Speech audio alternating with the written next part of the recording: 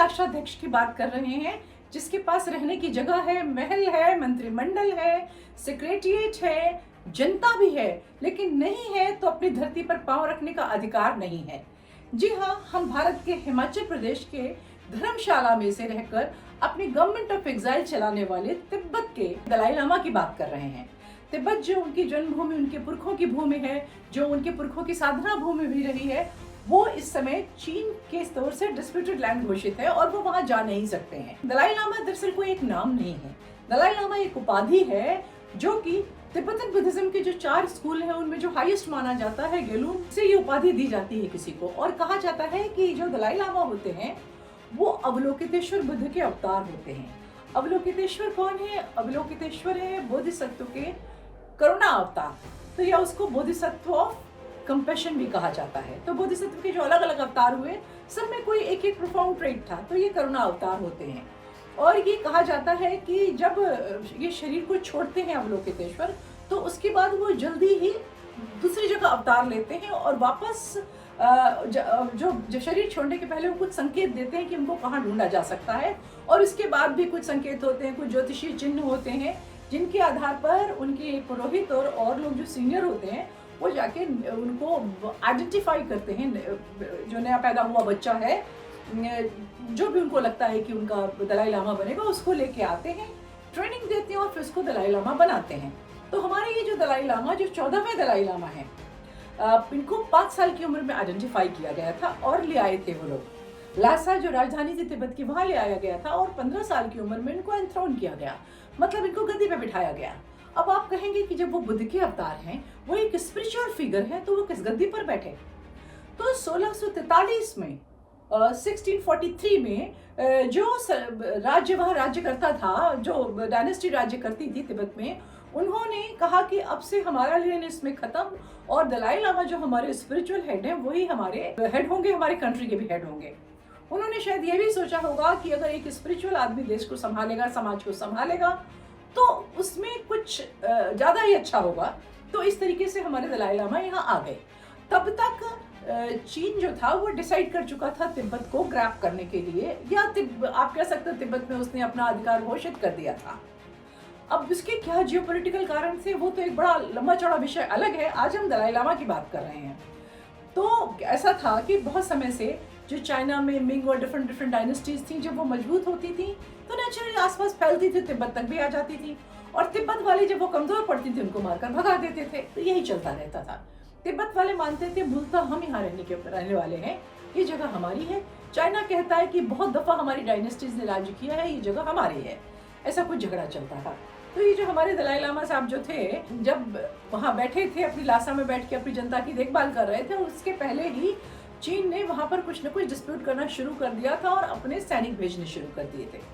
जो Tibetan rebels जो थे वो उससे बार बार गुरिल्ला वॉर करते थे और उनसे लड़ाई करते थे, लेकिन डेफिनेटली वॉरफेयर में और साधनों में ये इतने मजबूत नहीं थे जितने चाइनीज थे। तो चाइना पर जो इन पर भारी पड़ता था। अब आपको एक इंटरेस्टिंग बात बताएं कि जो इनका गुरिल्ला वॉरफेयर चल किस बल पर रहा था। तो जहां भी कहीं कोई डिस्प्यूट होता है तो वहां अमेरिका बहादुर जरूर होता है। तो वो CIA और जो ब्रिटेन था उसकी सहायता से ये लोग लड़ रहे थे। इस बीच एक दिन 1951 में मार्च का महीना था। वहाँ कुछ किलोमीटर दूर पे, थोड़ी दूर पर इनके महल से, जो इनका दलाई लामा का महल था, वहाँ पर चाइनीज ट्रूप था। वहाँ से ये खबर आई कि यहाँ पर एक डांसर्स का दल आया है चाइना, मेनलैंड चाइना से, और वो यहाँ पर बहुत अच्छा प्रोग्राम करने वाले हैं, आप देखने आइए। अब जो ज़्यादातर लोग समझ पाते हैं, जिनको स्पिरिचुअल जो यर्निंग होती है, जिसकी कोई समझ नहीं होती, वो ये नहीं समझ पाते हैं कि कोई व्यक्ति, कोई इंसान, चाहे वो उम्र में युवा 22-23 साल का ही क्यों ना हो, उसको एक ऐसा स्पिरिचुअल पुल भी हो सकता है कि वो स्वेच्छा से अपनी चीज़ें छोड़े। तो उन्होंने सोचा कि ये 23 साल का लड़का है और ये डांस इसको देखना वहाँ मिलता नहीं है, तो डांस देखने तो ये ज़रूर आ जाएगा। तो उन्होंने कहा भाई आप हमारे यहाँ डांस देखने आइए। इस पर जब तक सोच विचार होता, उन्होंने कहा लेकिन उसमें शर्त ये है, आपके अंगरक्षक नहीं आएंगे, मतलब आपकी जो बॉडीगार्ड्स की ट्रूप होता है वो नहीं आएगी, सेना का तो सवाल ही नहीं उठता, और आप भी कोई भी वेपन लेकर नहीं आएंगे। अब यहाँ पे इनके महल पे बैठ के मीटिंग हुई, इसमें क्या होना चाहिए? तो उनके राजपुरोहित जिन्होंने ओरेकल को कंसल्ट किया और उन्होंने कहा, और मंत्रियों की भी राय यही बनी कि देखिए वहां जाना खतरे से खाली नहीं है, वहां नहीं जाना चाहिए। अब ये खबर कर दी गई चाइनीज से, तो वो लड़ाई का बहाना ढूंढ रहे थे और इधर जितने तिब्बतियन थे, रेबेल भी और नागरिक भी, सब वो महल के चारों ओर इकट्ठा होने लगे, इसलिए कि उनको बचाने के लिए कि अगर कोई झगड़ा हो तो हम वहां हो। इधर चाइनीज जो आर्मी थी, उसने जो उनका ट्रूप था वहां, उसने महल का घेरा डाल दिया और ऐसा लगा कि अब बहुत भयानक लड़ाई होगी। फिर क्या हुआ कि इन्होंने चाइनीज ने गोले फेंकने शुरू किए जो महल के बीचों बीच गिरे जाके। दोबारा इनकी जो इंटरनल जो कोटरी थी जिसकी मीटिंग हुई, क्या करना चाहिए, तो राजपुरोहित ने कहा कि मैं ओरेकल के आधार पे आपको बता सकता हूँ कि आपका यहाँ से भाग जाना ही श्रेयस्कर है, और आप किस रास्ते जाएंगे मैं ये भी आपको बता देता हूँ, आपको भारत जाना है। उसने सब कुछ उनको इस तरह से बता दिया। अब भागा कैसे जाए वहां से, तो दलाई लामा रात को आधे घंटे के अंदर ही सब तैयारी हुई कि निकलना है। एक साधारण सैनिक का वेश बना के और उसको तिब्बतन में जवाब देते हुए जो घेरा डाले हुए थे, और वहां से वो निकल गए। निकल के पैदल चलते चलते पीछे पीछे एक दो लोग और निकले, उनके जो बिल्कुल के खास लोग थे, उनके उसमें भाई भी थे, और ये पैदल चलते चलते वो नदी के किनारे पहुंचे। जब नदी के किनारे पहुंचे तो वहां पे इनके कुछ अंगरक्षक, कुछ मंत्री और इनका खास रसोइया भी, सब बहुत तैयार थे और ये लोग वहां से प्रस्थान कर गए। 8 मार्च में चले गए और इसके बाद 3 दिन तक चाइनीज को पता ही नहीं चला ये कहाँ गए। 3 दिन के बाद वहां अफवाह फैली, तिब्बतियन कहने लगे कि वो बादलों में उड़कर चले गए। चाइनीज को लगा वो मर गए, बल्कि पूरी दुनिया को ऐसा लगा कि शायद वो मर गए। ये जो उनका स्केप था उसमें इनको CIA ने भी सहायता करी थी। कुछ साधन तो चाहिए ही होते हैं, और ये लोग चूंकि चाइनीज काफी दूर दूर तक फैले हुए थे, तो ये लोग रात भर चलते थे और दिन में कहीं छुप कर रहते थे। आज के समय भी तिब्बत का वो इलाका इतना बीहड़, इतना दुर्गम है, और आप सोचिए कि 50s में, 1951 में, 52 में, 53 में वो कैसा रहा होगा।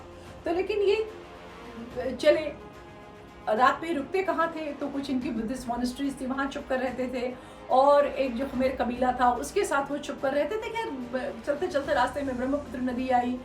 ब्रह्मपुत्र नदी उस समय करीब करीब 500 मीटर चौड़ी थी, और जिसको इन्होंने एक छोटी सी डोंगी की सहायता से 2-2 लोग करके इन्होंने पूरा पार किया, और चलते चलते चलते करीब 21 दिन चले गए। रास्ते में इनको कुछ अपने अंगरक्षक भी मिल गए, कुछ रेबल मिल गए जो इनके अंगरक्षक की तरह आ गए, और पूरा इनका तामझाम इकट्ठा हो गया। लेकिन ये पैदल चलते चलते और भारत में इन्होंने 19 दिन के बाद फिर हिमाचल से इन्होंने प्रवेश किया। इधर भारत में जो सरकार को मालूम था दलाई लामा आ रहे हैं, CIA की या फिर जो इनकी इंटेलिजेंसी है ब्रिटेन की, जो वहाँ से जो भी उनको ब्रीफ थी, जो भी कुछ था, बहरहाल इनको वहाँ पर सीमा पे जो वहाँ पे हमारी जो बॉर्डर फोर्सेस थी, उनके मेन लोगों ने और एक सरकार के प्रतिनिधित्व ने उनका वहाँ पे स्वागत किया और उनको लेकर आए। अंत में क्या हुआ कि अगले महीने अप्रैल में, कुछ 3-4 में, इन्होंने जवाहरलाल नेहरू ने आकर अप्रैल के पहले हफ्ते में उन्होंने अनाउंस किया पार्लियामेंट में कि हाँ दलाई लामा आए हैं, हमारे यहाँ आए, और हमने उनको रखा है। चाइनीज जो थे, चाइनीज एम्बेसी से खबर आई और चाइनीज ने कहा कि देखिए आप उनको असालम मत दीजिए। तो जवाहरलाल ने कहा कि नहीं, वो तो हम जरूर देंगे, और उन्होंने आनन फानन असालम की एप्लीकेशन दी, जिसको सरकार ने स्वीकार कर लिया और ऑफिशियली वो हमारे यहाँ हो गए। उसके बाद पहले तो वो तीर्थयात्रा पर निकले, जितने बुद्धिस्ट श्राइन्स थे जिन्होंने सब देखना शुरू किया। बोध गया के पास एक बार चाइनीज ने उनके अपहरण की कोशिश भी करी। एग्जैक्टली बोध गया में तो जाकर इनको मैसेज दिया गया कि आप दिल्ली आइए, और यहाँ पर इनको किडनैप करने की कोशिश भी की गई, लेकिन खैर किसी तरह बचते बचाते अंत में इनको वहाँ वो जगह दे दी गई जहाँ ये सेटल हो गए हैं। तो दलाई लामा जो है, उनके जो तिब्बतन यहाँ रहते हैं, उनके स्पिरिचुअल गुरु भी हैं और उनके पॉलिटिकल हेड भी हैं। उन पर इतनी श्रद्धा करती है तिब्बत की जनता कि जब एक बार चाइना ने डिक्लेयर किया कि भाई यहाँ जो विद्रोह हुआ था वो हमारी वजह से नहीं हुआ था, वो तो दलाई लामा जो थे वो इतना कष्ट देते थे यहाँ तिब्बतियन नागरिकों को कि लोगों ने उनके खिलाफ विद्रोह कर दिया। ये बात बहुत बुरी करी लगी तिब्बतन लोगों को। वो दलाई लामा को भगवान की तरह पूजते हैं। कई तिब्बतियंस ने उस समय सेल्फ इमोलेशन भी कर लिया, अपने आप को जलाकर मार दिया, कि अब उनको इतना बुरा लगा ये। खैर अब वहाँ दलाई लामा रहते हैं। अब क्या चल रहा है कि जैसे एक पंचेन लामा भी होते हैं वहाँ पर, है ना। पंचेन लामा भी बुद्ध के एक अवतार होते हैं, बुद्ध के एक स्वरूप के। तो पिछला जो बच्चा पंचेन लामा बच्चा ही बनता है, उसको गायब कर दिया चाइना ने। वो कहाँ है पता नहीं, उसकी जगह उन्होंने अपना एक पंचेन लामा बिठा दिया। इस पूरी घटना पर कैसे उन्होंने उसको गायब किया और क्या हुआ, पूरी हॉलीवुड की मूवी भी बनी हुई है। अब वो कितनी सच्ची है कितनी झूठी है तो नहीं कहा जा सकता। अब वो लोग इस चाइनीज स्टाक में है कि जो जब ये दलाई लामा का शरीर छूटेगा, मतलब 80 साल से ऊपर हो गए तो शरीर तो जाएगा ही इनका, तो 15वां दलाई लामा वो अपना प्रोजेक्ट करेंगे और अपना दलाई लामा मतलब खुद ही कहेंगे ये वाला है। जैसे हमारे यहाँ होता है, हर जगह होता है कि कुछ लोग हैं जो चाइना को फेवर करते हैं, कुछ को उन्होंने ग्रूम किया है, कुछ को उन्होंने धमका धमको के अपने साथ कर लिया है, तो वो एक अपना दलाई लामा ले आएंगे जो उससे तिब्बत की समस्या वो अपने हिसाब से हल कर लेंगे। वो जो दलाई लामा है वो चाइना के होगा। इस बात के खतरे को भांपते हुए जो अभी दलाई लामा हैं ये बार बार कहते हैं कि मैं चाहता हूँ अब इसके बाद मैं कोई अवतार न लूँ, पर चाइनीज सरकार कहती है अवतार तो तुमको लेना ही पड़ेगा, तुम लो न लो।